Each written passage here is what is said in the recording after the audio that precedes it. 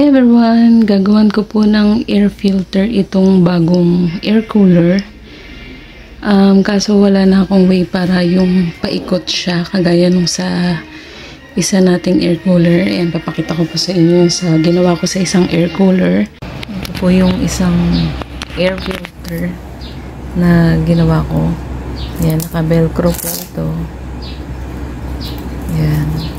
Panoorin nyo na lang po yung isang video na kung paano ko to ginawa. Ayan, kita nyo naman, ayan, na filter niya talaga yung alikabok. So, pag ganyan, kailangan na natin yung hugasan or laban. Diba? Kaysa pumasok siya sa loob, yung alikabok na yan, hanggang dito na lang siya sa filter na to. Ayan, naka-velcro yan. Paikot. Ayan. Nakapaikot siya dyan sa air cooler.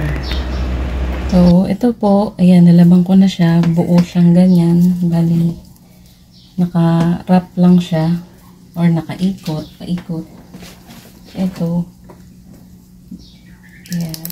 May video na po ako nito sa YouTube. Kung gusto niyo po makita yung full video, ilalagay ko po sa description yung video nitong ginawa kong sa air filter. Ayan. Ito po, tinahi ko yung sides niya. Pero kung wala po kayong makina, pwede nyo naman pong sunugin na lang para hindi po magnisnis kasi may pagka-plastic po ito.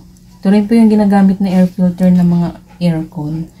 Tapos yung kabilang edge, hindi ko na po ito tinahian kasi ito na yung pinaka, kumbaga, edge nung filter. So, wala na siyang chance na maghimulmol.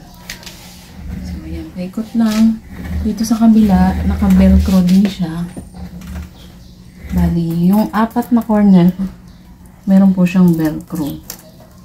So, kanina nakita nyo na makapal yung alikabok niya. Laban lang natin siya. Spray lang natin ng water. Kasi sa inyo kung gusto nyong sabunin. Pero pwede naman kahit water lang. Ito dati nilalagay ko dito sa screw. Pero hindi naman siya lumulundo o lumalaylay. Basta sakto lang naman kasi siya. Mahigpit. So, yun. May filter na siya, di ba? Okay. On na natin. Okay. Ito, malamang ang gagawin ko kasi lalagyan ko na lang siya dito sa likod nitong frame na to. Bali, dalawang screw lang naman siya. Ganon din yung sa likod. Dalawang screw. Bali, itong side, isang side natanggalan ko na siya nung pinaka-frame niya. And ganito na lang gagawin natin. Ito, nakat ko na yung isa. Iipitin ko na lang siya dito. At, yan, bali, ganyan na lang mangyayari. So, pag kailangan linisin, tatanggalin lang ito. I-unscrew lang ng dalawang screw. Tsaka natin to magiging washable. Kasi, para ma-filter lang yung alikabok na papasok dito sa honeycomb. So, ayun. Para hindi siya madaling dumumi. Hindi dumumi itong pinaka-honeycomb. At yung pumapasok na hangin sa loob ay hindi rin maalikabok. So, yun ang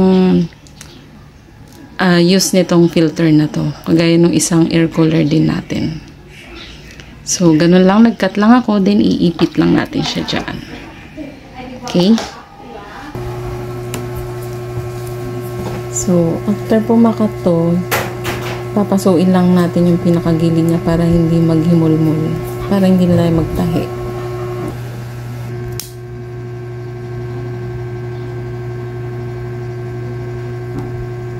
Ladarangan lang natin yung pinakagilid niya. Para mawala yung pagkakahimulmul at hindi siya matastas.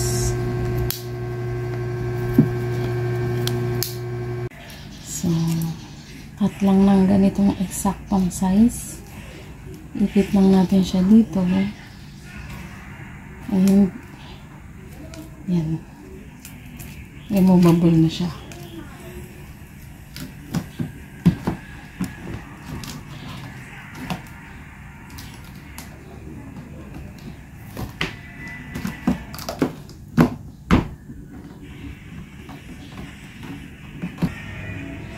Dalawang screw.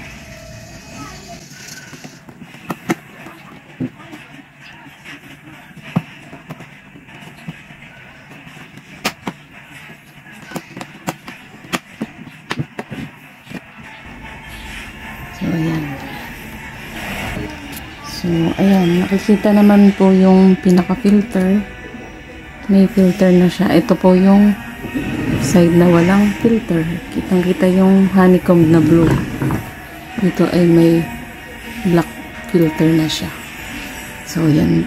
Dahil dyan, mape-prevent na natin yung sobrang pag-aalikabok na papasok sa loob. Diba?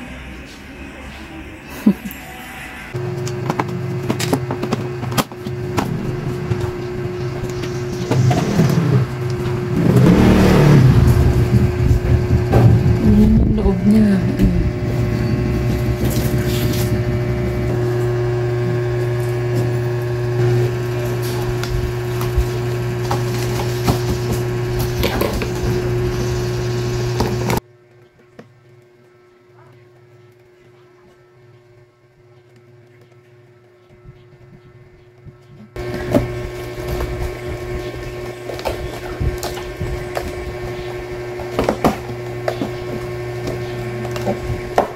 May clip siya kaya a-attach. Ayan, meron pang konting nisnis. Gupitin na lang natin. May filter na, di ba? Diba? May filter na siya. Okay. Good.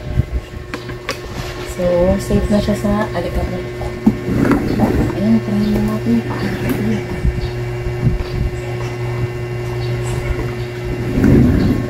Ayan, naka-on na siya.